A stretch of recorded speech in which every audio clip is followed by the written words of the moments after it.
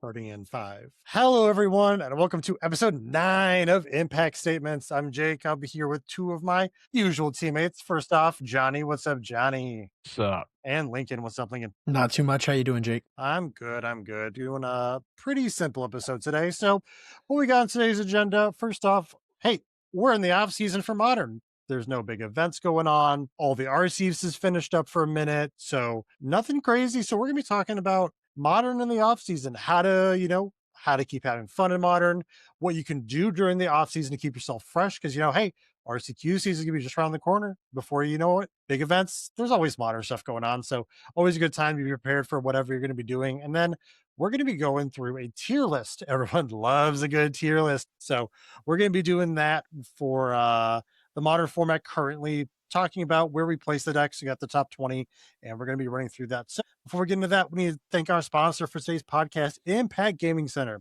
Impact Gaming Center is located just a short 20-minute drive outside of St. Louis City, located in fabulous Fairview Heights, Illinois. Impact is St. Louis's premier gaming store, having hundreds of singles and Magic, Pokemon, One Piece, Lorcana, and Riftbound. Along with TCG supplies and singles, the shop offers a large selection of Warhammer, board games, and Legos for all of your hobby needs. Make sure you check out the shop online at impactgamingcenter.gg. If you're also visiting the area and looking for something to do, make sure to swing by the shop and check out their huge land center.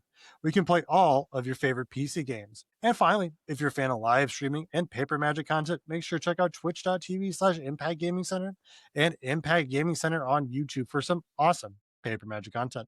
Anyways, Lincoln, take it away. Absolutely. So just to kick us off and talking about Modern in the off season, there's a lot to talk about in really any off season that's going on because it's a really interesting time for brewing. The competition's down, there's still some challenges happening over the weekends on MTGO and all that, but there aren't really any RCQs going on. The RCs aren't happening. Pro Tour's not Modern, all that fun stuff. So you kind of hit a dry spell for some of these formats during these times. And I actually think this is a really good opportunity for first people to start brewing. I mean, people have pet decks. I'm a big Demure Frog player. It's always what I do. This is the time to break those back out. This is the time to be playing those. If you're a Death and Taxes player like Jake might be, this is the time to be able to break those out, have some fun, really just enjoy a couple of good weekends at F&M. This can be a really good time for people to recharge if you're a big tournament grinder. If you're doing every RCQ every weekend, you're going to the RCs you're qualified for. Every F&M is practice for you to try and, be ready for those tournaments. And that's what you're playing leagues for and challenges for. This can be a really good opportunity to just recharge and refresh and kind of re-find your love for the game.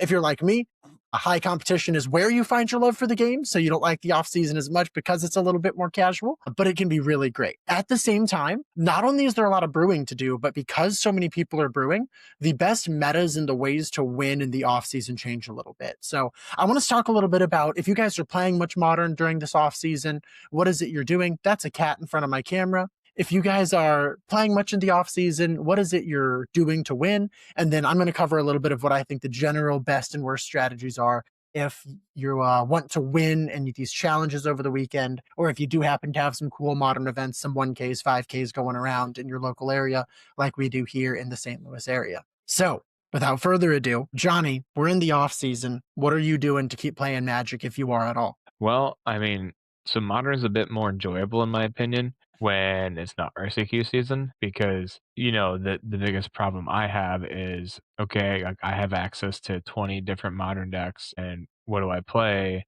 up until the RC? This is like, all right, I'm just going to jam this week. All right, even another 1K, I'm just going to take this because I don't care. I'm not saying I'm more casual about it, but I try to, play things that I enjoy. Maybe I haven't practice some things for a minute. So right now I've been rocking Domain Zoo, but personally it's because I think Domain Zoo is still also a really good deck. It's one of my old pet decks. I'll probably get back into some Demure Frog or Grixis Frog. I'll probably get back to Neo form a bit too, and I'll probably just I might even try to come up with a Splinter Twin Brew because no one's going to see that coming here at a local F&M. He thinks it's dead, but I'm going to bring it back for a week. There's just a lot. And there's a lot of decks I really enjoy playing. So I'm just gonna try to keep tuning those decks and just kind of stay with it. Maybe bring back Belcher. I'm just gonna kind of go with it. I'm also kind of just trying to enjoy the game again. Absolutely. And I know the entirety of the Impact team who went to Vegas had a pretty rough RC. So there's a lot of trying to rediscover the love for modern that might be happening. Jake, I know Riftbound has really taken your heart here. So I don't know how much Magic you're playing right now.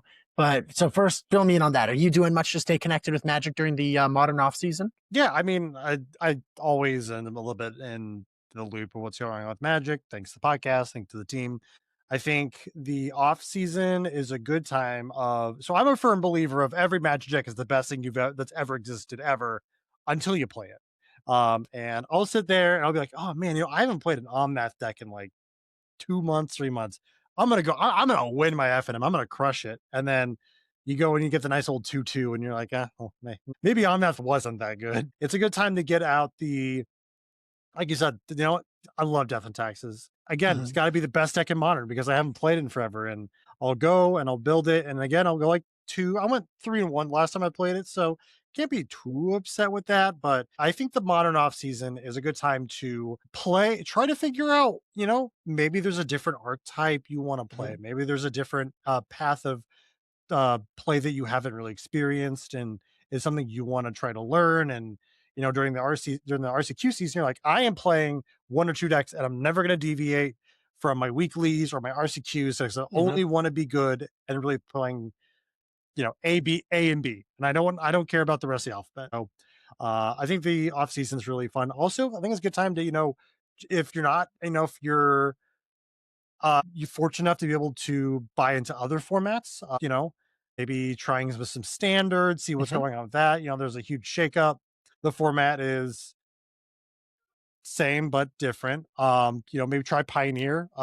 Pre-modern is popping off on MTGO. Seems like that's Mhm. going on. So, try new formats, try new card games, maybe try out some, Pokemon super cheap to buy into. Like you can buy a good Mhm. Pokemon deck for like Yeah. $80, which is wild.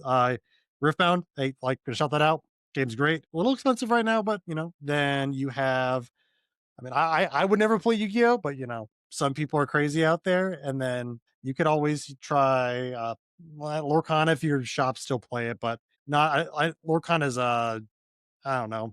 I gave it a try. Wasn't my game, but I think the modern off season is a good time to explore other avenues of play.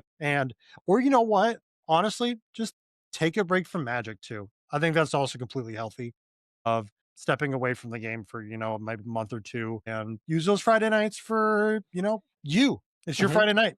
Take care of yourself. Spending time with that wife you got, Jake. That's a I good. That's know she'd appreciate it, but you gotta play yeah. Riftbound still.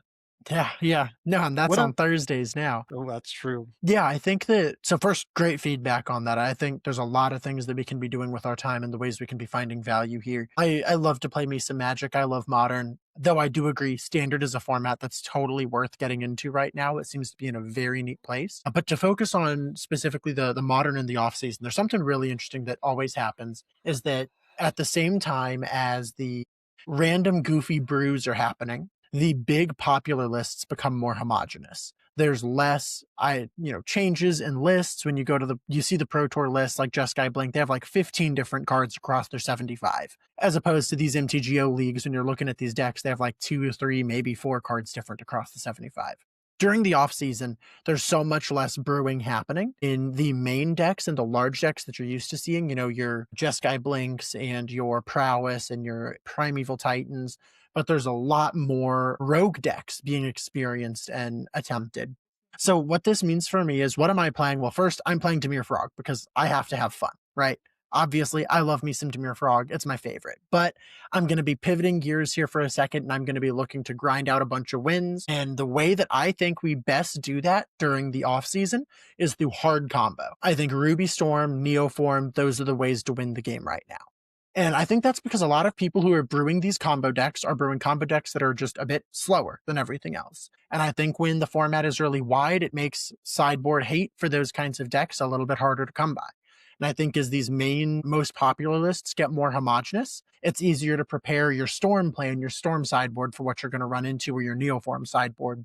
It just gets a lot easier when you play solitaire and you care what you're doing and you care very little about what your opponent is doing. it gets a lot easier to win uninteractive games, which is really what you want to be doing as a combo deck. So earlier today, I played against a Goblins combo deck, the old Goblin Matron, a Conspicuous Snoop, a Kiki Jiki the Mirror Breaker, make infinite copies of the thing, and then grab a copy Goblin Matron once you have a bunch of Conspicuous Snoops that have all copied each other off Kiki Jiki's effect, and copy the Goblin Matron, make the Sling Gang Lieutenant or whatever it is, lets you sacrifice goblins to deal 1 damage to your opponent. Really cool. But it's a slow combo deck. So if you're just playing the faster combo deck, you tend to beat all of these rogue decks that are built, and you tend to beat a whole bunch of the homogeny with our current popular decks. So that's my current plan. Neoform and Ruby Storm. What do you guys think about that? I like it. I think that I think the off season is also a really good time if you're wanting to either learn these combo decks or maybe try lines that you're not super sure. Like if there's a line that you're like, hey, I would never do this in an RCQ, but I do it at an FNM and see how that plays out.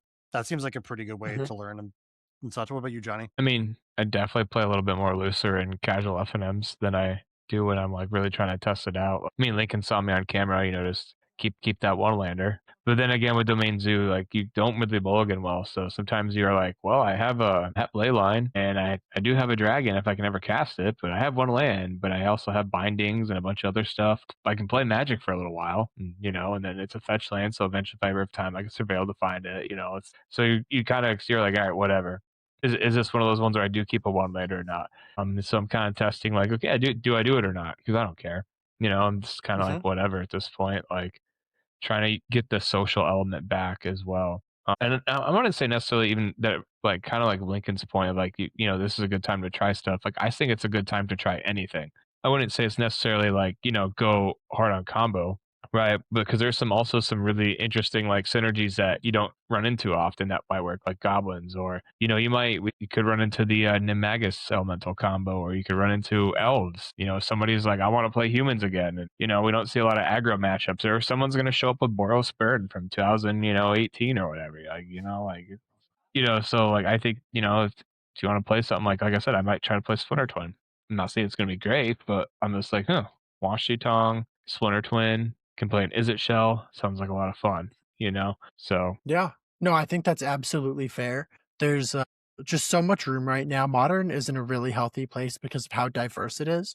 That in some off seasons it can frequently feel like I'm brewing, but if somebody's playing, the deck that will always win, if somebody's playing the VV equivalent, then it kind of sucks. My brew won't work and I have to hope to dodge them. But with Modern being in such a diverse place right now, you can realistically get away with so many different decks and have lots of success on all kinds of different brews. And I think this Modern off season specifically is a really hot time to try things out and have a bunch of fun. With that, we're going to pivot into talking about tier lists. And the reason we're going to pivot into that when we're just talking about the off season is that there's a lot of homogeny to follow here, right? These lists tend to homogenize, especially during the off season. And that means these lists, at least I feel, we can be pretty confident in where we want to place them in our own personal tier lists. Now, what we're going to do, Jake here is going to keep a running tier list that you guys will be able to see for those of you watching with audio, but we're going to talk over each list and discuss where we place them. So myself, Johnny, Jake, we might all have differing ideas of where each deck belongs. Ultimately, we're going to end up having you guys see what Jake's list is on the camera here. So with that, any thoughts before we get this thing going? Yeah, really quick. These decks at the bottom. So this is just tier list we found online. There wasn't any way to get rid of the images. As much as I love Catcher Mouse, he doesn't mean anything. Underworld Beach is banned, so Grinding Station, or baby. Grinding Station Yep. not there no more. And then I imagined the Chandra's Ignition or whatever his name is for burn. Yeah. It talks Chandra's about- Incinerator, good old Incinerator. 6-mana card. it ain't seeing very much modern play anymore. These don't mean anything before Sweet. just to get that out of the way. So Well, if you gentlemen are okay with it, let's start with the bottom of the list and let's work our way up. So you wanna Looks start- like yeah, go start ahead, here Jake. start here with Affinity.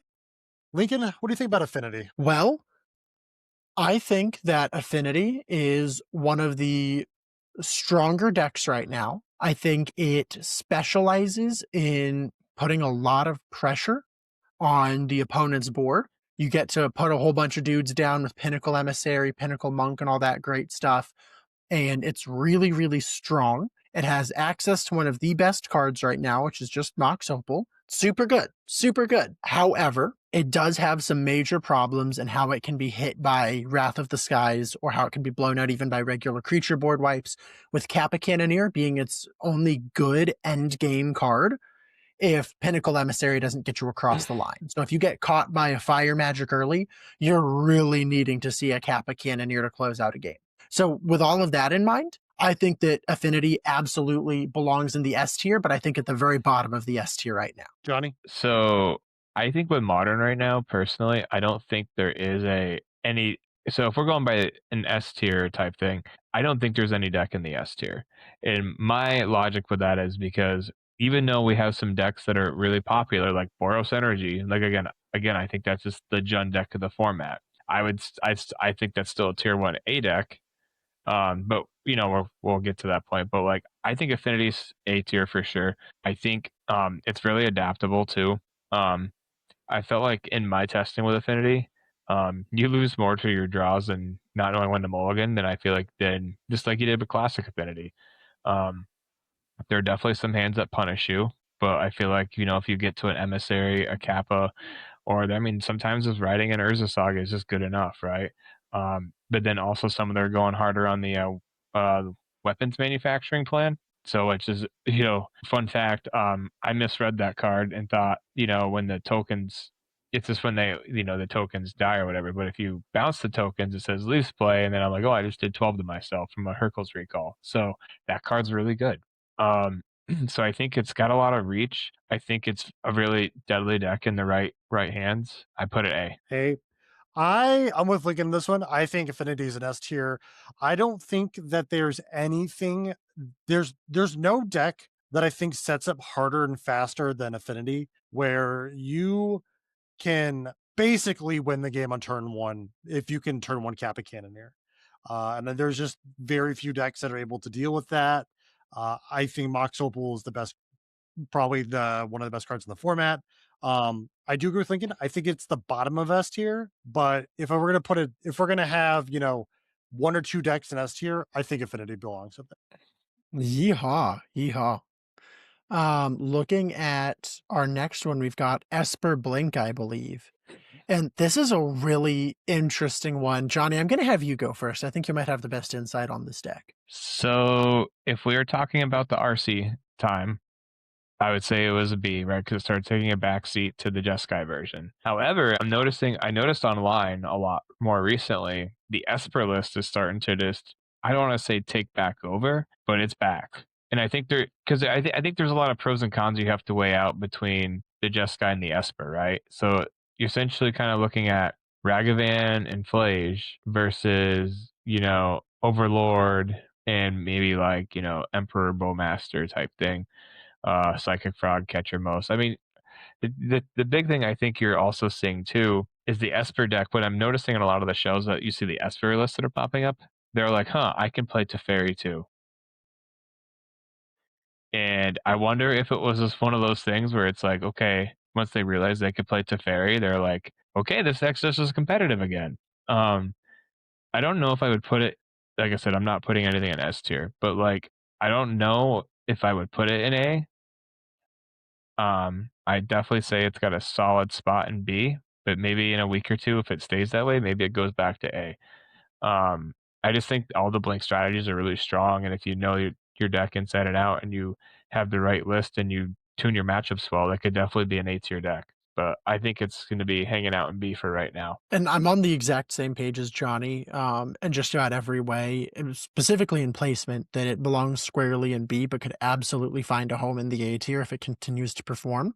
I do think the format right now is really heavily skewed towards value. Just high value, high value, high value. That's what we're doing. And it is really hard to get better value than an Overlord of the Baelmerk.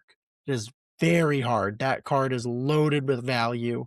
And I do think that this blink list is positioned quite well. There are some pretty serious weaknesses that I think have to get solved first. And the main one that separates it from the Jeskai list is that they're not playing consigned to memory in the main.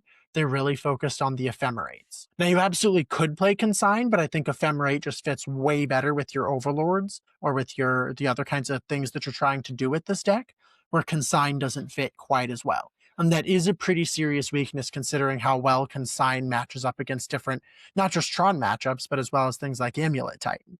That Consign can just be such a powerful main board tool, and not seeing it as much in these Esper lists can be a major problem. That said, they play Orcish Bowmasters, and I think Bowmaster is very good. People want to play Wan Shi Tong, and Quantum Riddler is very, very strong. Bowmaster is a great way to put pressure on your opponents trying to find some value. So I'm a really big fan of that. Overall, I think a really solid B tier deck with high potential to break its way further into the listing. Yeah. And I'm gonna agree with them. I think a lot of what Esper is good is only as good as its two drops are. And I think a lot of the power of that is very dependent on how good Emperor of Bones is. Where Bones is, really good versus some of these decks. If you can snipe out your opponent's good cards from the Simic Ritual decks, like if you get an Oculus somehow, that seems really good. If you get your opponent's Flages out of the Boros deck from the graveyard, that seems incredible. But then there's decks that it doesn't do anything against, like the like Storm or Belcher or I mean, like the combo decks. It's just not really doing a whole lot in those. So I think B's a pretty fair spot for that. Uh Next one is blue white control. I'm going to start this one off. I think blue white is a solid. I put it in the B tier. I think the problem that blue white has right now is that there's just too many viable decks, and you can't really pivot your deck in a way to hedge itself against the entirety of the field to where control would love to be. But because there's so many powerful cards and effects that, your the Path to Exile is not going to exile and be good in every matchup like it used to be with blue white control. And now that's, maybe the Scepter Chant isn't very good with how Lincoln found out with Beseju, where, you didn't lock your opponent out. They had an out to it. And because they had an out to it, you just lost the game because of it. So I think it's a solid B tier deck. I guess I would put it in C. And my reasoning for C is I think it's really good right now at having the draw the wrong half of your deck problem more than ever.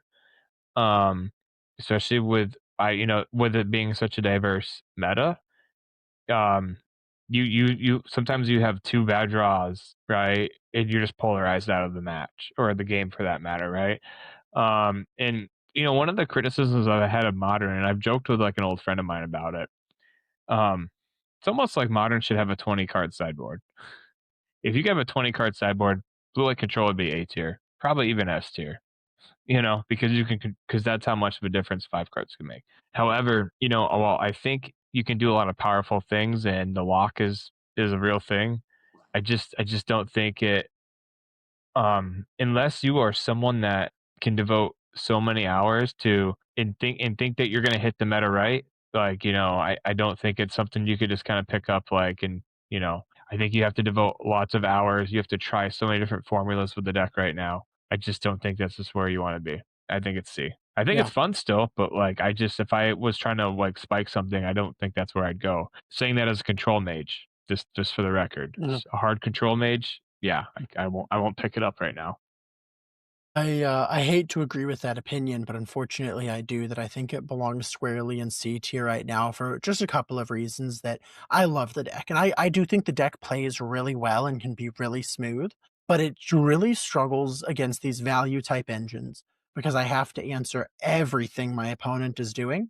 Because all you need is, oh, that's a Quantum Riddler. You've turned your top deck now into multiple cards, and I'm back to being behind. And the decks that are really good against it tend to be the fast aggro decks like Is It Prowess. But Flage is such a huge problem for these types of control lists. And these decks like Jeskai Blink especially play on so many different axes that it's hard to find out where to attack them.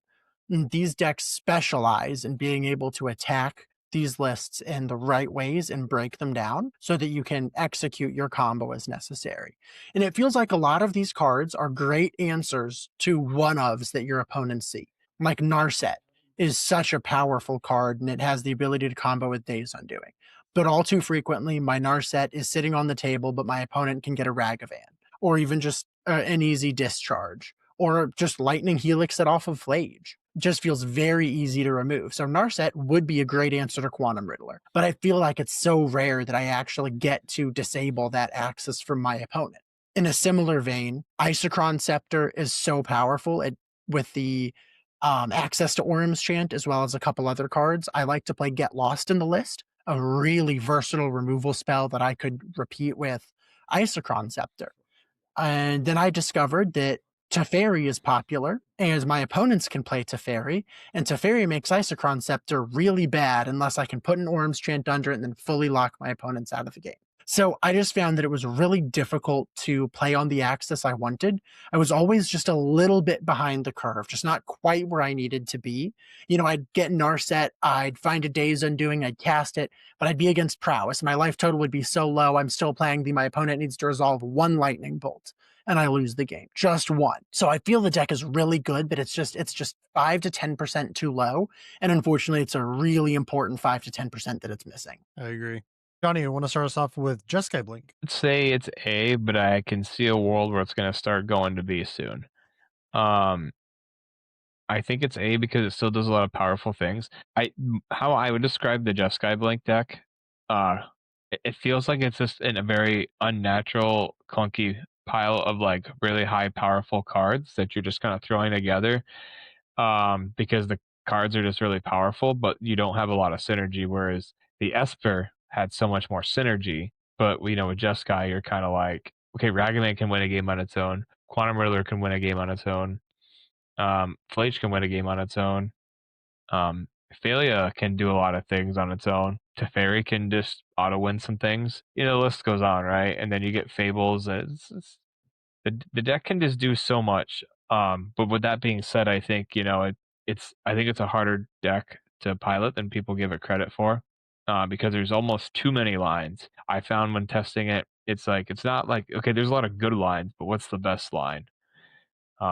So I think if you can get that down, that deck in the right hands is good night. Lincoln? I think Jeskai Blink has to live in A tier, and I would put it somewhere near the top. I do think that it runs just really, really well.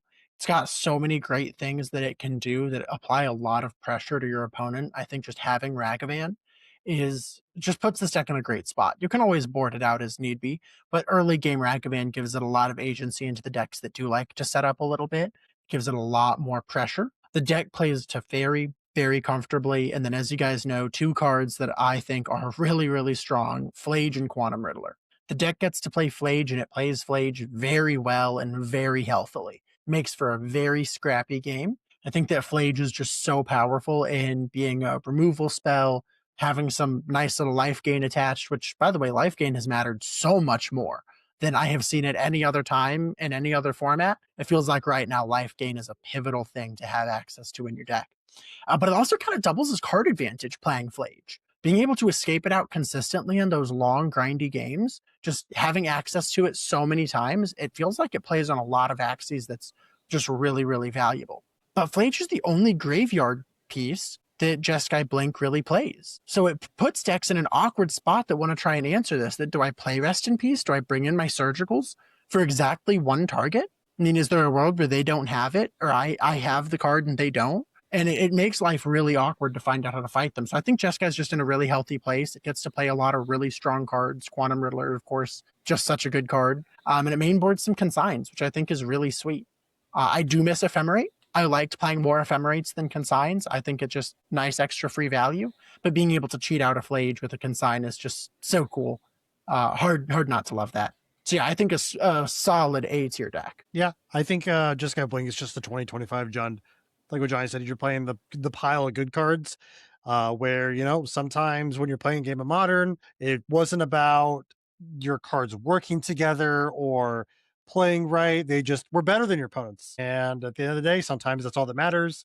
I think it does play a lot like Jund, where you have your cards that are like the Quantum Riddler is like kind of like a Goyf. It's a big dumb flyer that does a big dumb thing for a cheap cost. And the cost is you need to have 2 mana in it, or 3 mana, 2 to warp it in, 1 to consign the trigger. So, I I like it an A. I think it's really good. Lincoln, you want to start it with brood scale? Yeah, I would love to. Brood scale is a difficult one for me.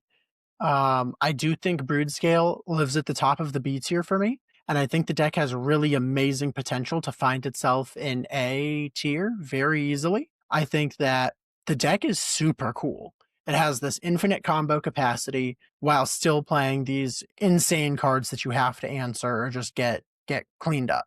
And it gets to play the small Emrakul, the Promised End, which is just so good. It gets to some lists I've seen, one of them that made the Pro Tour from Houston, gets to play Devourer of Destiny as well, which is super clean. Some are playing Thought Knot Seers, but then you get to play this Glaring Flesh Raker. You get Urza's Saga. Just so many really great cards that this deck gets to employ and get to employ well. I struggle with it being somewhere between B tier and A tier. The only reason I don't want to put it in A tier right now is that Solitude is so prevalent that part of your combo requiring a Basking Brood scale can be difficult to accomplish. So I have seen more success from the lists that are leaning into Devourer of Destiny and Emrakul the Promised End and just slightly away from the Infinite combo. We talked about it on one of our earlier episodes, but I do think playing these kinds of high value beaters lists that can threaten an infinite combo is still extraordinarily good because I don't need to have the combo, but if you spend turns 2, 3, and 4 playing like I might just win the game and you need to interact with my combo, I'm kind of getting to develop. I'm getting natural tempo because I'm doing things and you're holding up interaction because the thing I do might be winning the game. And then I go, I'm just going to cast another glaring flesh raker. And you're going, well, dang it, I don't want to counterspell that. I mean, I can, but I really needed to answer a brood scale, or I really needed to answer a blade of the blood chief, or whatever the missing piece of the combo was. So I like the deck a lot. I think it has some really serious legs, and I think that it could easily break into A tier if people start leaning more heavily into the creature value side and let the infinite combo be this backdrop to the deck. Johnny? I think B's fine. There's times where I think it could be A, but I think it's not A because while it's very powerful, it's also in the current state of modern, it's the most susceptible to a lot of different forms of hate. Consign's really good against it. Uh, Wrath of Skies is really good against the Saga plan. Um, there's just a lot that matches up naturally really well against this deck right now. Um, just because of like how um and also it's not the best against aggro decks because they're not playing all in on Chrysalis plan right now either. Um which is that's a pretty important card for a lot of your put to the board matchups. Um I think it actually kind of fluctuates between B and C, but because of how much high velocity upside it has, um, and it can also have a really flexible sideboard because you get to play green and red, which are pretty good sideboard colors. Because really, I see this as like you're really a tricolor deck because people forget that colorless is its own color now. It's really like a 3-color deck, and when it's on a roll, it's on a roll. I mean, I can attest to it. I grinded with it most of the summer. It's a very powerful deck. But you got to really sideboard well, and you really have to learn how to play against certain hate. So sometimes I think it goes all the way to C, but it has the velocity to play it in A. I'm just gonna put it in B for now. I agree with them. My problem with root scale is I think sometimes it has an identity crisis of a deck. Like, am I a combo deck? Am I a creature aggro deck? Am I an Urza Saga deck? Sometimes you draw your Blade of the Blood Chiefs, and sometimes you drew all your Basking Brood Scales, but never they didn't do anything because they couldn't combo off. And I feel like sometimes it's combining the best parts of a colorless deck with some combo that's just sometimes you don't even really need because you make enough mana anyways. So I think B's good. Who wants to start with Neoform? Because I really don't have any opinions on this deck. Ooh, ooh, Uh, ooh! I've been playing this deck a lot. Johnny's played it a lot more than I have, though. He might get the go ahead. I think it. Hmm, I go back and forth on this one. I think Neoform it it has some really good weekends, and then it has some not good weekends. I think there are certain weekends it's like a really great deck to pick, and I think some weekends it's probably one of the worst you could pick. It does got some power to it. However, the deck is also really good at just beating itself. Um, so I would really like to say this is a B tier deck. I think it's a C tier deck. I do think it fights on a very powerful axis, and I think it can um in the I think it can spike and it can win a challenge. It could win a high end tournament. It's just that I think there's still that little it's a bit more consistent than it used to be too. Don't get me wrong. I think it's a really good deck still, but I think it's always going to be consistently a C tier deck. I mean, before it was a meme deck, it spiked and then a couple cards got banned and it went to like a meme deck. I think it's a solid C, but it has some B upside from here and there. So it's really hard to disagree with that. I want to put Neoform in B, but I think I can understand where it comes from going in C. The only reason I think Neoform plays really well right now is that playing Solitaire is a great place to be with a lot of the brewing and goofy stuff going on and with control being on the downtick, thanks to there being so many awkward things out there. I will say Vexing Bauble is the big card that's keeping this deck down. And it's not just Vexing Bauble in that, hey, I can't cast my Allosaurus Rider. So I would think, well, I'm just going to cast it early, throw out a 1/1 Allosaurus Rider, and then start doing things.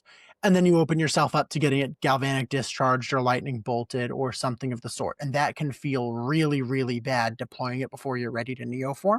But watching somebody be able to fetch out a Vexing Bauble off their Saga or just hard cast one right now is a really big issue for the deck. What's even worse is Subtly. Yes. Subtly is backbreaking because even though you're playing all these Veils main now, Subtly doesn't care about Veil. Like Yep. it just helps you recoup like it's the same. You're better off just to keep it in your hand to like pitch again to the rider, right? Subtly, I think, is almost more backbreaking sometimes, and even because you actually down on the cards, and it's just a lot of times it's an auto concession. Yes. Yeah. And that's one of the pieces with Allosaurus Riders that while I think playing Solitaire is so good, when you do get interacted with, it is almost an auto concession. It's very hard to come back from your opponent having a bit of interaction. The reason I feel like it's a little bit, it's really great right now is that cards like Subtlety are just really on the downtick, right? Those cards you're seeing a lot less of them. But in any prepared tournament, Johnny also hit the nail on the head that this deck beats itself all the time. I mean, this deck can never do above, it's always going to lose to itself 30% of the time. So it gets to a really difficult spot to be. And as great as it sounds to be able to have a turn 2 combo deck, it's not nearly as consistent of a turn 2 combo deck as I would like it to be. I agree. See, I'd rather put it in NA because I don't like Atraxa, but we'll keep it in Good C. answer. Good answer. I hate Atraxa. I hate that card. I think I don't like decks that always the default to playing the best, biggest, dumb fatty that draws you a bunch of cards. I don't like Gristlebrand. Don't like Atraxa. I'm gonna keep my. I don't like combo decks there. Let's go with. Quickly, do we think Neoform is better or worse than Blue Eye Control? I think it's better. I Johnny? think it's about the same. Okay. Let's do Jeskai Ascendancy. What's this one? D. I think it spiked. What was it? Vegas. I think I had a top 8 in Vegas, but like I think it's a deck that's flirted with from time to time, but I don't think it really has any real legs. I think once it's out there, it goes right back home. I think it's cool. I think it's fun. But again, I think it was a really good meta call because I don't think anybody was respecting it, and it had a good, I'm not take away from that performance at all by any means. I mean, they did it, but I think it, have we seen the deck since? I haven't. Right. So we'll see it again in like 6 months at a big event that might pop up and it'll be like, oh, cool, it still exists. But I feel like what you're saying is just the ode of Jeskai Ascendancy, the card, because that card has always done it where it pops up. It's like, look at me, I'm a cool big combo deck, and then it spikes a tournament, and then everyone plays a little bit of hate for it, and it goes, all right, I'm going home. See you later. And then we don't see it for 6 months, and then it pops up. However, my love for cards from Cons of Tarkir puts it in S+ tier, but I agree with D. Lincoln? Yeah, I think that's fair. I think that putting it in D tier feels wrong, but I think it just has to be done. But I think Johnny really laid it out in the best way possible, that it can be a really good meta call, and there can be great times to break it out. And it turns out Vegas was an amazing place to bring it. But even so, looking at this list, it is very strange. So just looking at the list in Vegas, they have 2 copies of this card called Peer Past the Veil. Can either of you guys tell me what Peer Past the Veil does without Googling it? nope. Precisely. No. Yeah. No, I don't know many people that can. They were also playing a copy of Retraction Helix. Can either of you guys tell me what that does without Googling it? Yep, because it was big in Pioneer Rona combo. Ah, all right, you got me there. You got me there.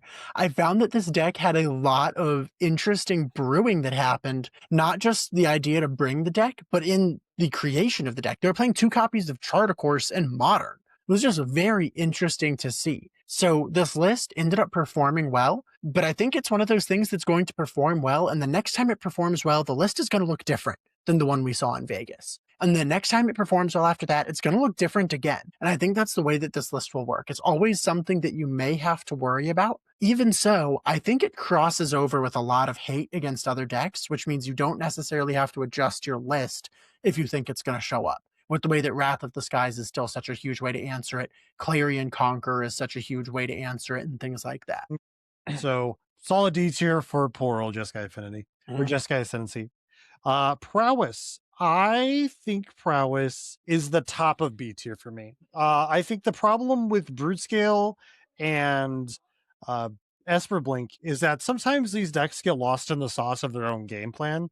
And Prowess says, I'm going to do the same thing every game, and that's just get this opponent dead. And between that's Corey Silkcutter or Swiss Spear or Slickshot Show Off, you are doing the same thing every game, and you're trying to make him dead by turn 3. And I think there's a lot to being saying or said to being a proactive deck in Modern. I think the hard thing about this deck is the out of Jeskai and Boros is Flage. I think Flage is really rough to beat, so is Solitude. But I think it being hyper proactive puts it above these kind of a combo deck and kind of a creature control deck. What do you guys think? I think B makes sense.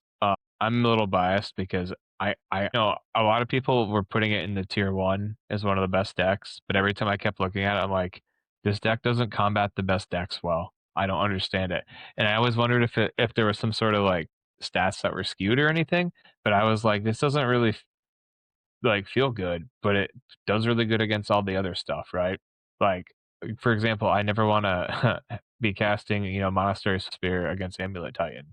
I just want to go, maybe take a lunch break. So I think it's, but also it's got very high velocity. It can just do a lot of crazy things, but I think B plus is solid. I do agree with both of you guys. It's either the top of the B or the bottom of A. I think the spot where Prowess will always struggle is that it has to be very creature oriented while still having a good concentration of spells. And it's easy to draw the wrong half of your deck or just lose because your opponent plays Fatal Push. And that can be a really difficult spot for the deck to be in. I think that while I use the word Fatal Push because as a Frog player, that's my favorite removal spell, Solitude is huge. I said that once already today. Solitude's a really big card. You see it a lot. And that kind of instant speed removal is really great at dealing with Prowess, especially with Solitude being a free pitch cast. You can still do your game plan and stop your opponent's slick shot that was just, trying to kill you as a 13-2. Spell Snare also just hits every big payoff. The Steel Cutter, the Slick Shot, the EI. It just hits it all, and then you're like, cool. Now, speaking of Steel Cutter, I do think Steel Cutter was a great addition to this deck and is the only thing that makes it serious by giving it some mid-game and late-game play. That you got on my Slick Shot Show Off got pushed. I still get to play the game. I still get to be in this. I still get to force you to do something.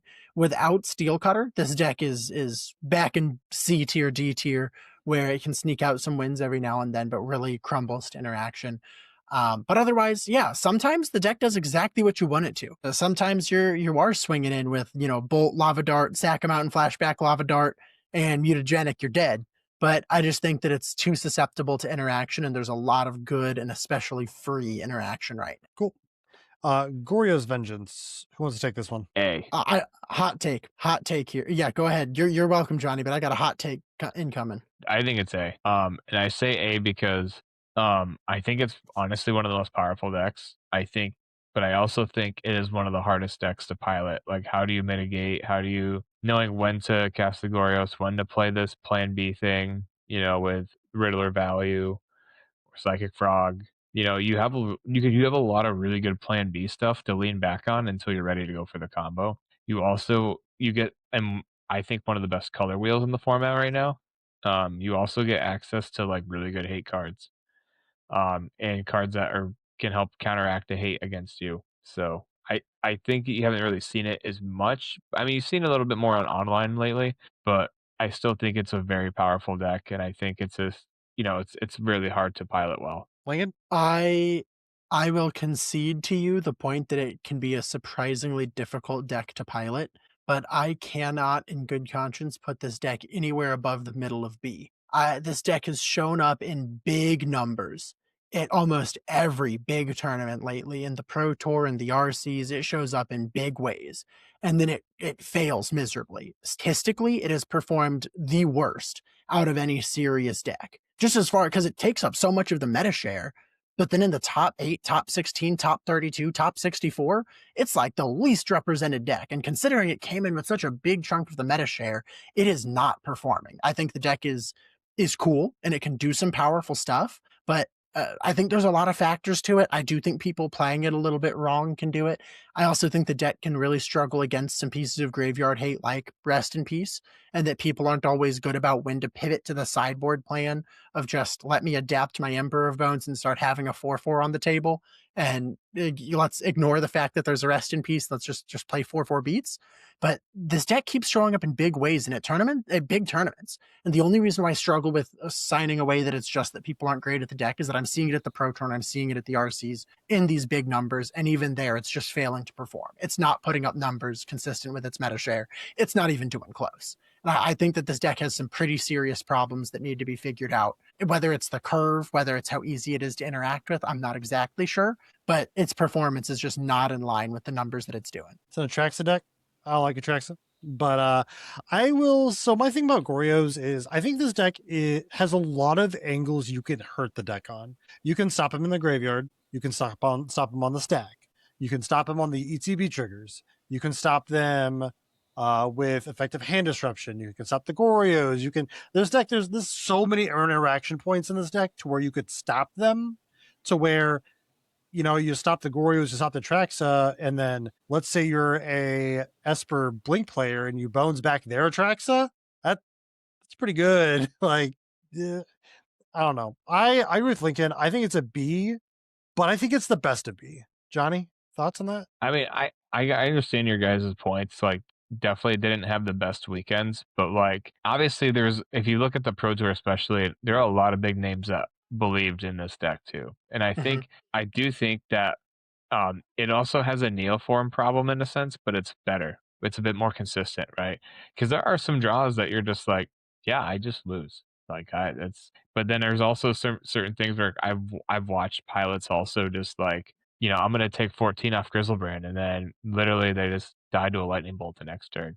Like there's a lot of different things that like I guess we could concede to B plus, but I think it's but I wish we could have a like an A minus B plus type thing, but I guess it will just have to live there for right now. Next tier list we can.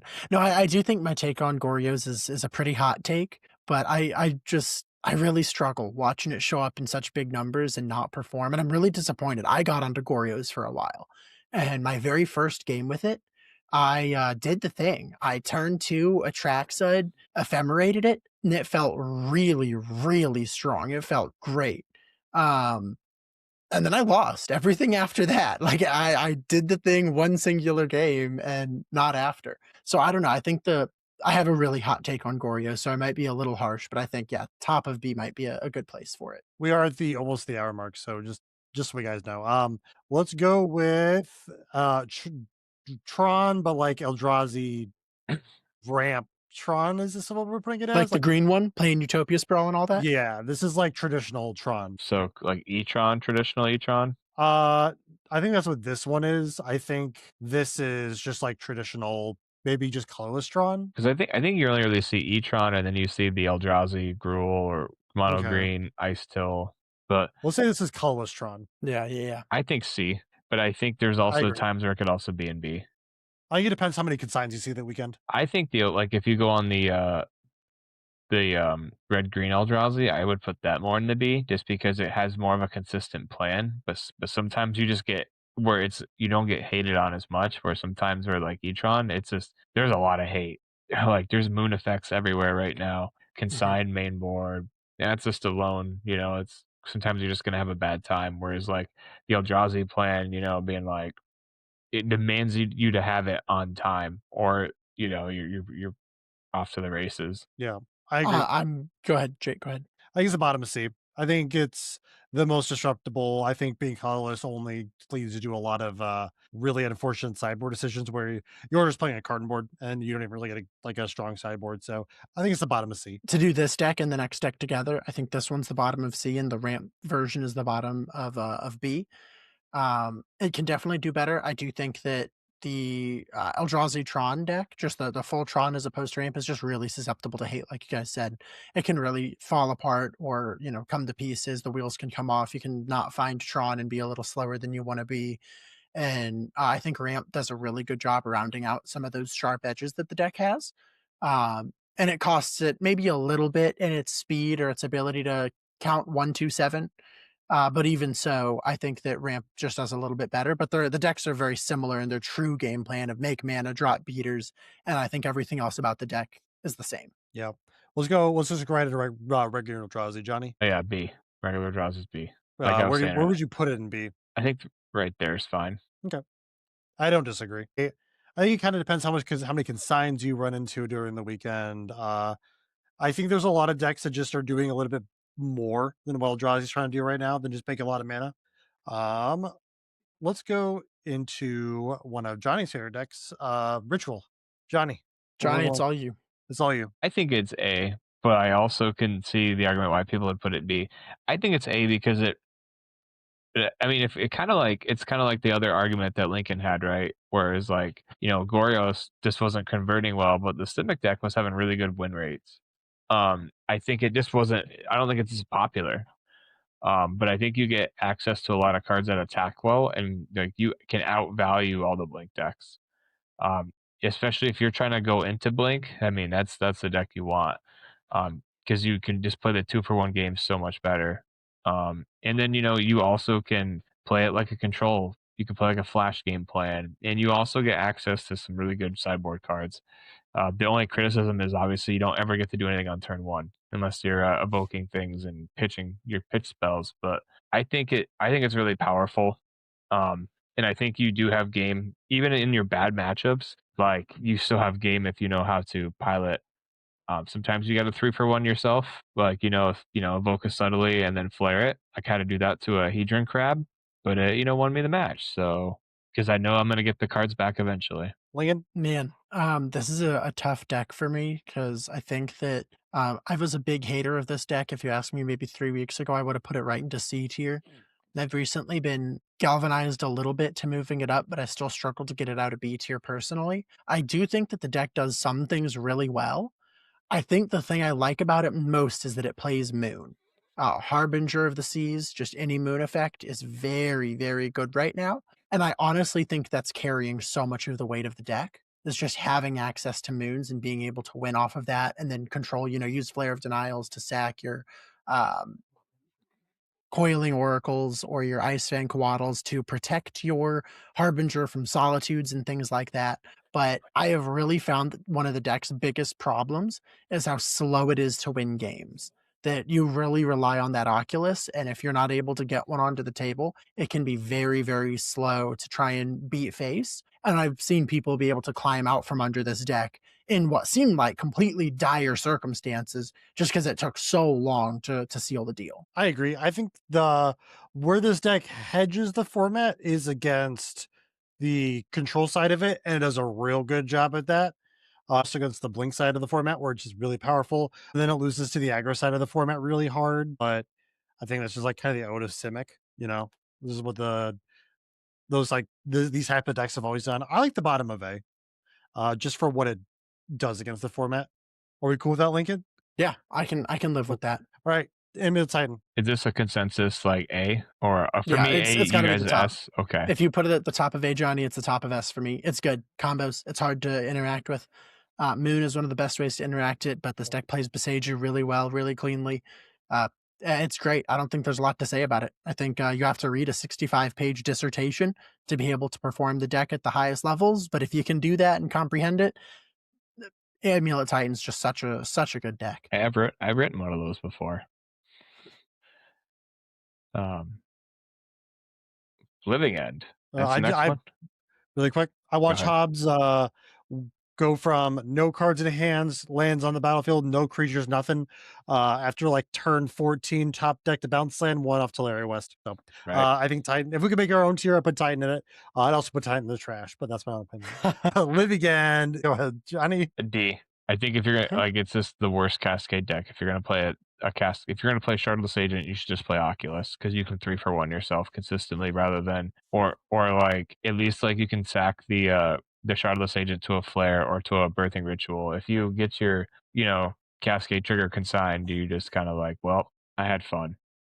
I think if you're Andrew Pelletier, who made the Pro Tour with this deck in Houston, this deck can be an A or B tier because he plays a really unique version of the list that seems to perform way better than the lists that most people are running on Living End. So if you're a Living End player, please check out that list. Jump on MTG Top 8. See if you can find his list from the Pro Tour in Houston. That one's just performing so much better than the other ones you're seeing. Otherwise, yeah, it's a D tier deck.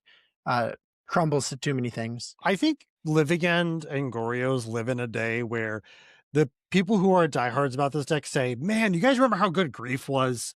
And thank God Grief's banned because that card was egregious and Mhm. unfun. And I think that was a card that propped these two decks up really, really well. But without Grief, you're kind of with Living End, you're just playing this um clunky wait until I can do one thing, and then I have to win through combat damage. This deck doesn't win any other way. Like Yeah. it once your combat. Also, I've played against Living End. I never played Living End, but I played against it, and I just like kept recycling solitudes by they like just like get evoking them in the back because of Living End, and then blocking with them, and they came back again when they're Living End. And I was like, yeah, you're at 50 life, but you have no creatures and I do. Like I'm gonna win at some point. So I agree. I think it's the bottom D tier. Yawgmoth. It's got to be D tier, right? I think C. It's starting to kind of. I think um it actually can do things compared to some of these D tier decks. Like it puts to the board, right? So like Grist's still a pretty powerful card. It still gets to do the Soul Cauldron stuff. And I think with getting Badger Mole Cub definitely kind of gave the deck some life. I'm not saying I gave it like you're starting to see it in like at least a top eight. I think I've seen it in a top eight every weekend of a challenge last couple weekends. I think it's probably going to take some time to figure out what's the best version of it, but I think there's some sort of shell that can be, yeah, you should respect. I think Yawgmoth was really interesting because it was one of the best decks in the format for a while. And then Modern Horizons 3 came out, and then Yawgmoth players lost to themselves by trying to play too many of the new sweet tools they got. And by the time Yawgmoth players figured out what they wanted to be doing, too many other decks had been generated through Modern Horizons 3 that kind of invalidated the deck.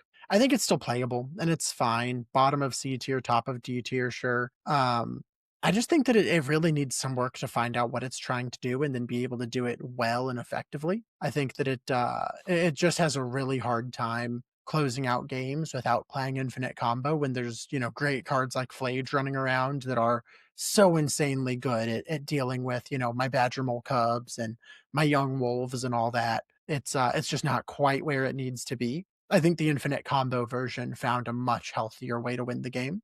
It was just too easy to interact with the infinite combo. I feel like if you want to play Yogg, you should just play Brood Scale. Because I Yeah. think they're kind of doing the same thing. But if you're playing Brood Scale, your combo's better, your beatdown plan is better, your mana generation plan is better. Um, And you've got the Urza Saga board hate with, hey, I can go get Grafdigger's Cage if I need it. I can go get Vexing Bobble if I need it. I don't think Soul Cauldron is what it used to be, where there's like no activated abilities in Modern right now, where there's not a whole lot you can benefit off your opponents from also having stuff like that. But so bottom C, I agree. Mill. D. Put it in NA tier for all I care. I love Mill. I'm a big Mill player. Deck's bad. You'll lose to it, Mhm. but it's not good. Yeah, Yeah. I lost to it at the RC. Yeah, D tier. Yeah. Ruby Storm. I go with I want to put this deck in the bottom of A tier. Think it's easy to interact with, but I just don't think there's any other deck out there that is as consistent with its fast early combo kills. Nothing forces your opponent to put it to the board quite as much as Ruby Storm does. I agree. yeah, I'll rock it. I think it's one of the best combo decks in the format. Go ahead. I've sweat less into every other deck than I have against Ruby Storm.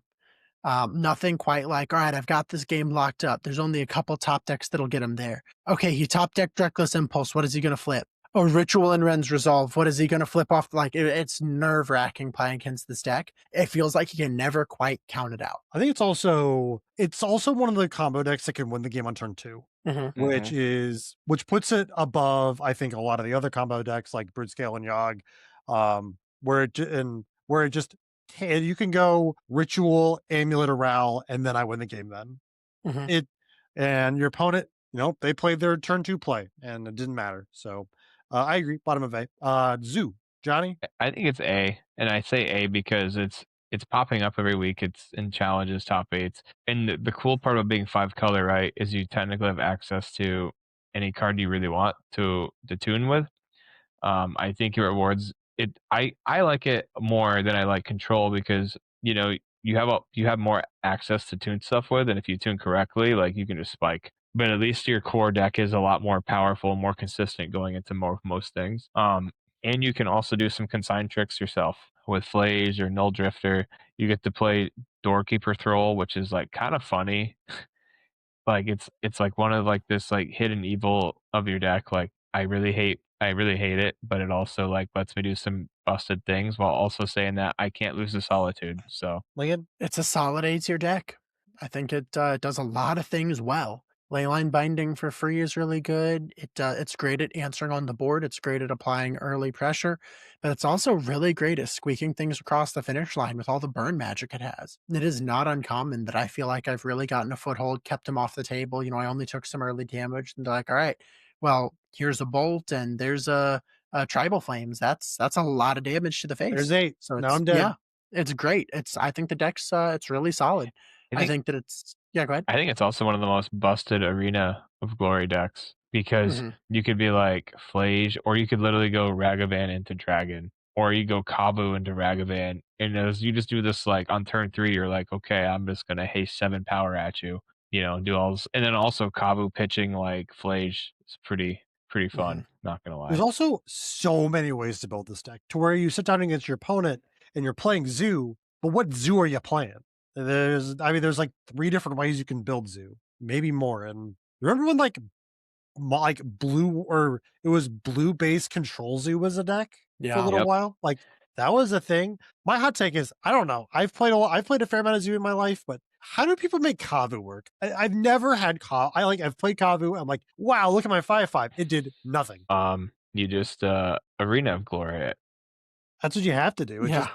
I But just like I you also Kavu is pushable, and that's its biggest flaw. yeah, oh, I go will ahead, say Johnny. the only downside of the deck, right, is like you're just gonna live and die by the sword of knowing that you're not gonna ever have card advantage, really, and sometimes you're gonna lose to yourself, but but you can mitigate that by making really good mulligan decisions and knowing when to keep a one lander. I let me see.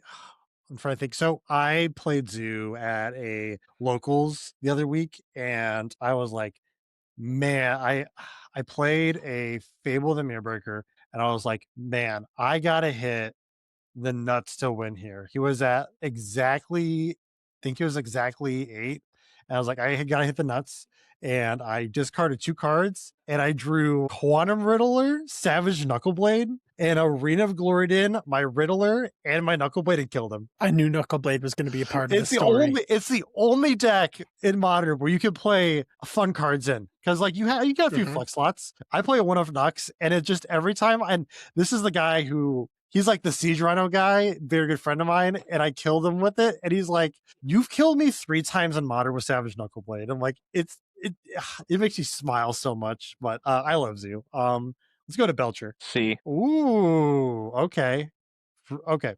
I think this is a pretty hot take, Johnny. What do we got for I mean, why C for Belcher? I played a lot of it, and while it was, like one of the best decks going into a lot of events, prior to the RCs, it's just, it there's a lot of natural hate for it in the main boards of a lot of decks and sideboards right now. And Beseiju is not a fun time for the deck. Mystical Disputes at an all-time sideboard card.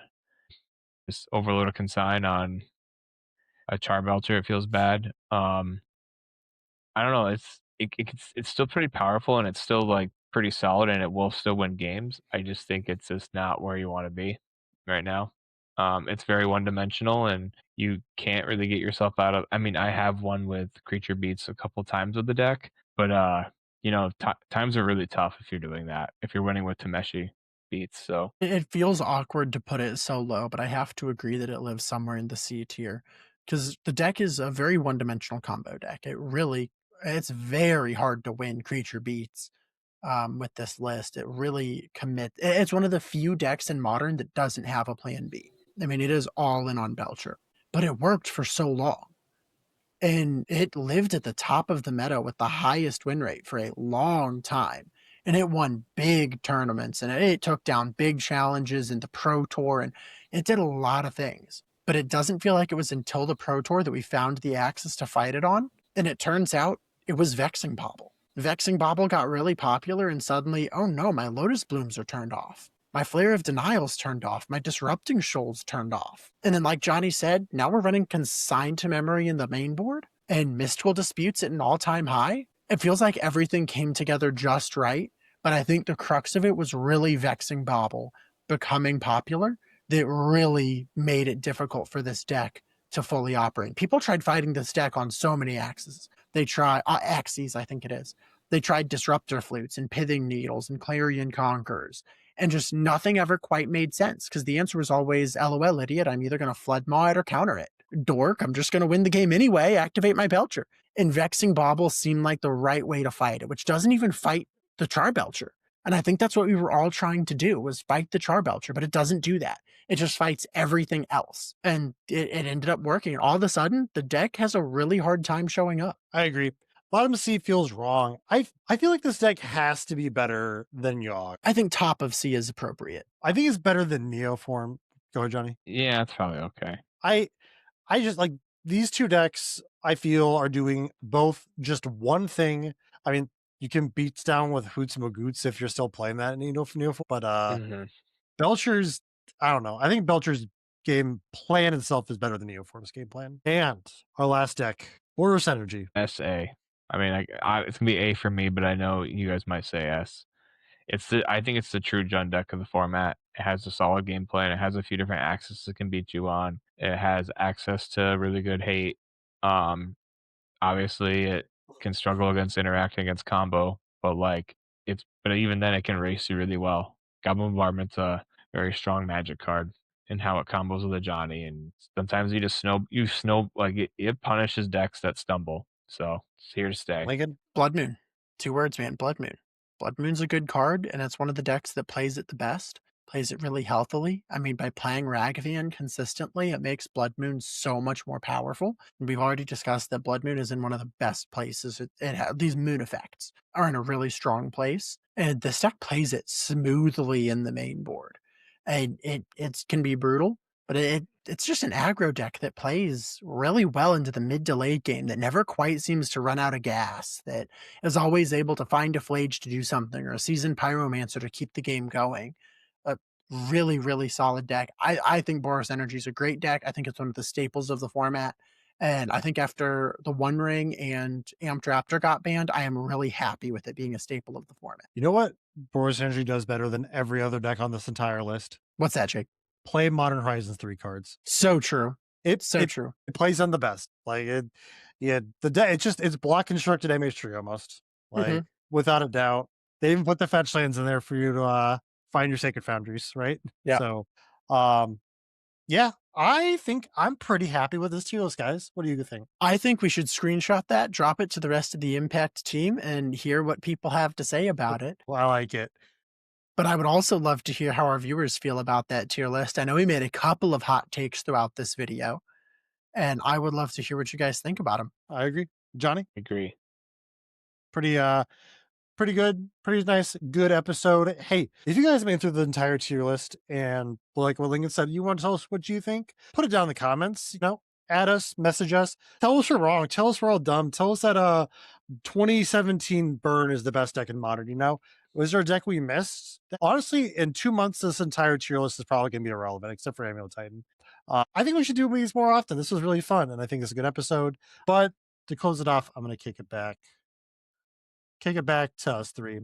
Well, for if you guys liked what you listened to today, you can support us by supporting the shop that supports us, which is Impact Gaming Center.